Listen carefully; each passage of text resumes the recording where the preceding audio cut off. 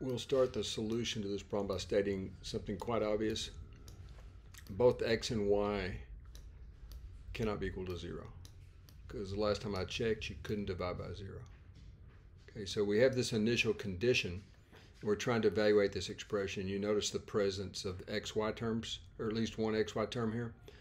So this very natural continuation here, expressing this as a single fraction. And this is fairly easy. If you don't see this, just notice that y over xy is just 1 over x. Minus x over xy is minus 1 over y, if you're still having trouble with that. A lot of people just write this down, and if you haven't learned it, but that's the reason why. So you can combine this pair of fractions on the left-hand side to a single fraction. It's called finding the common denominator, and xy is the common denominator by default. Okay. Now, also notice another way to re-express this. You could write this as y minus x equals to 24xy. And you'll see below that it's useful to note that if you multiply by minus 1, you get x minus y equals to minus 24xy.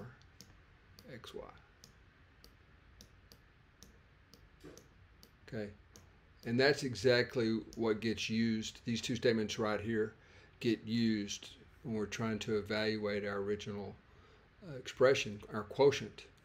Again, the algebra is straightforward. I won't say much right here, but I just used these two statements. Y minus x appeared and x minus y appeared. And of course, 8xy is right. Nothing changed, okay? So 8xy is just still there. So we got everything in terms of constants in the cross product xy. So if you continue on here, this would just be equal to 6 times 24, is that minus 136? This is minus 144 minus 8 is minus 136. So you have minus 136 xy. That's resolving the numerator. Divided by the product of 5 and 24, that's 120xy. So we have 120xy. Now you can see why it was important now to note that y can't be equal to 0. Remember at the beginning we made that very obvious observation. Well, that's useful because these can cancel nicely. And let's see, I think, what do you have? 17 times 8? 8 times 17 is this number, right? 8 times 17 is this number. Okay, so you would have 17, the minus sign hangs, and then 8 divides 120. 8 times 15 is 120, so we get this as our solution.